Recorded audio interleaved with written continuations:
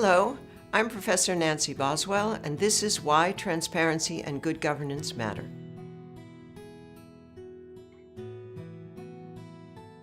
In this lesson, we will define transparency and good governance and what it means when they're missing in the public and private sectors.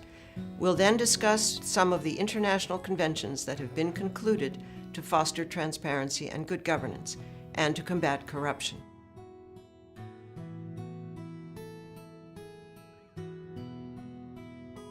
Transparency and good governance are widely considered fundamental to the proper management of public affairs, natural resources and property, to fair business competition, to alleviating poverty and spurring economic growth, and to maintaining trust in government. But what are transparency and good governance? Transparency is characterized by timely public access to information affecting the public welfare.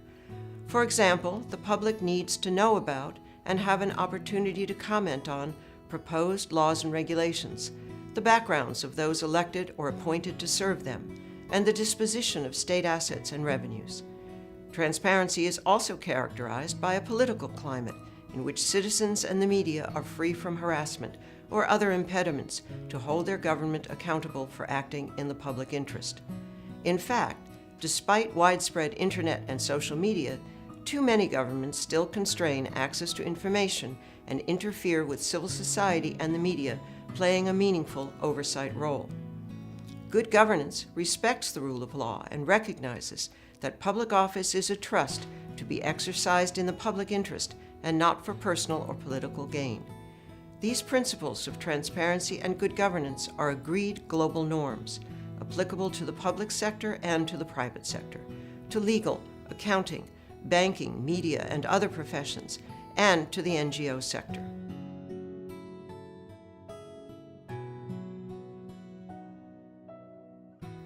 The absence of transparency and good governance permits illegal or unethical actions and inhibits accountability. How? The misuse or theft of state assets, whether locally generated or from foreign aid, denies citizens basic services such as adequate health care, education, and access to clean water.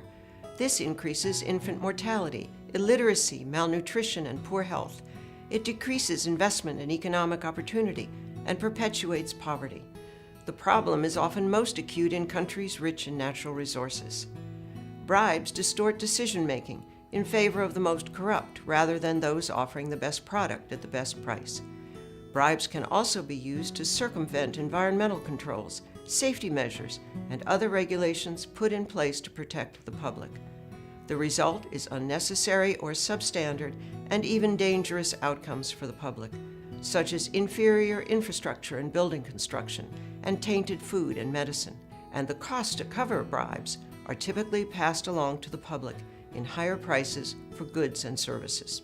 Such misconduct is often linked to other forms of crime: trafficking in arms, wildlife, and drugs, human trafficking, illegally transporting people for forced labor or sexual exploitation is facilitated by corruption.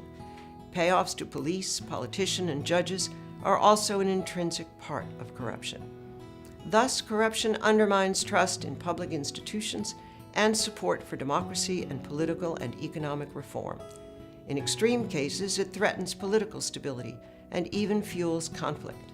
And when people see their leaders amassing wealth at their expense, they get angry and may look to violent actors for remedies. This threatens national security. Terrorist groups have used corruption to finance and perpetrate terrorism. They exploit lax banking systems and regulations to set up illegal funding mechanisms. And money intended to defend against terrorism has also been misappropriated by those who use it for their personal gain.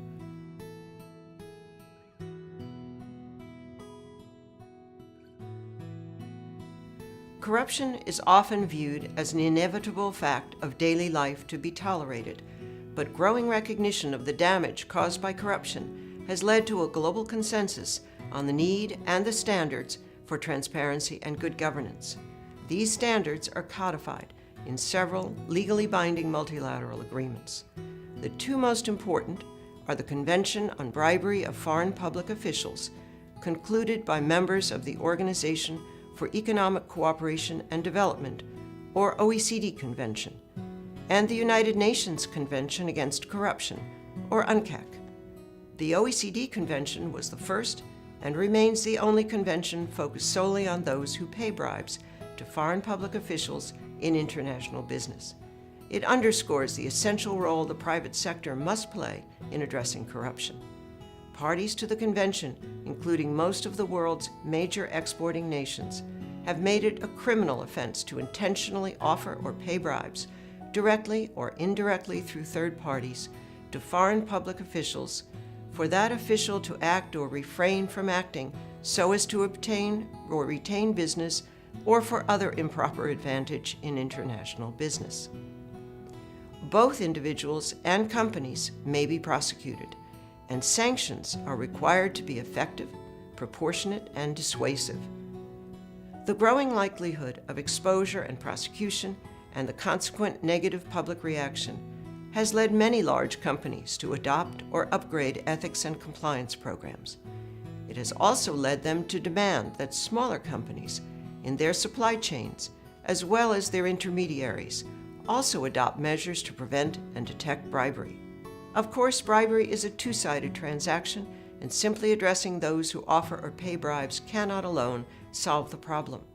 Since the mid-1990s, several regional anti-corruption conventions have been adopted, addressing those who pay bribes as well as public officials who demand bribes or engage in other forms of corruption. The adoption of the Inter-American, African, and Council of Europe anti-corruption conventions culminated in the adoption and entry into force of the UNCAC in December 2005. The UNCAC includes preventive measures for the public and private sectors, diverse criminal provisions, including on solicitation, bribery, embezzlement, and money laundering, and stolen asset recovery provisions. Given the prevalence of solicitation and bribery in the context of government contracting, customs, taxes, and inspections, and the theft of state assets, this legal framework is of the utmost importance. Today, over 180 countries are parties to the UNCAC, representing a global consensus and a global commitment to implement transparency and good governance measures. This reflects a sea change in the attitude toward corruption and the growing global support for transparency and good governance. But daily news of corruption scandals around the world remind us that the challenge is still formidable and will not be solved by laws alone. It will require our collective political will to take action. After you have completed all the lessons in this course at yali.state.gov, you can test your knowledge and earn a YALI Network certificate.